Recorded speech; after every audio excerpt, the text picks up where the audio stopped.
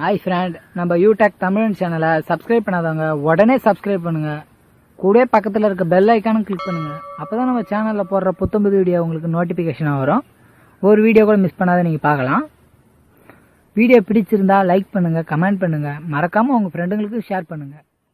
2025 விபரீத ராஜயோகம் பெறும் ராசிக்கு கோடி ரூபாய் வருவது உறுதி. பொதுவாகவே விபரீத ராஜயோகம்னா ஒரு விஷயம் பல மடங்கு கிடைக்கிறது. நல்ல விஷயமா அது இந்த ராசிக்காரங்களுக்கு கிடைக்கும். அது பணமாகட்டும், புகழாகட்டும், பொருளாகட்டும், அவர்களுடைய உயர்வாகட்டும்.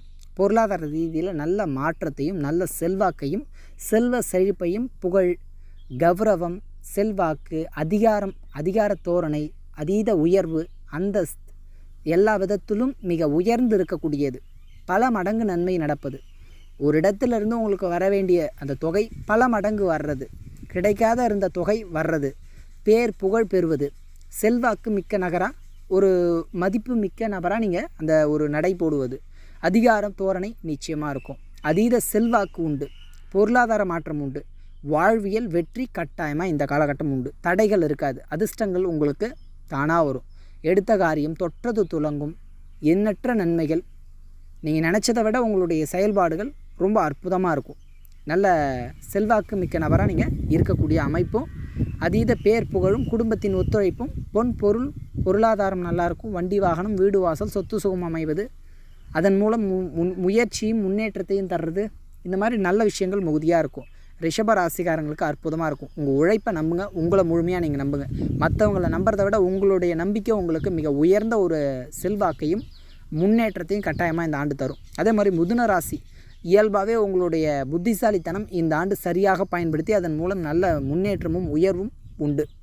கட்டாயமாக வளர்ச்சி, வாழ்வியல் வெற்றி, எல்லா விதத்திலும் ஏற்றம் உண்டு.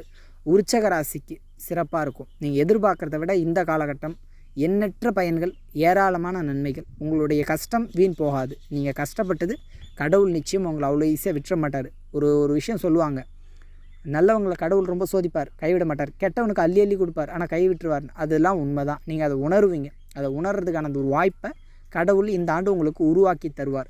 அதே மாதிரி மகர ராசியை பொறுத்தளவுக்கு சொல்லவே தேவையில்லைங்க.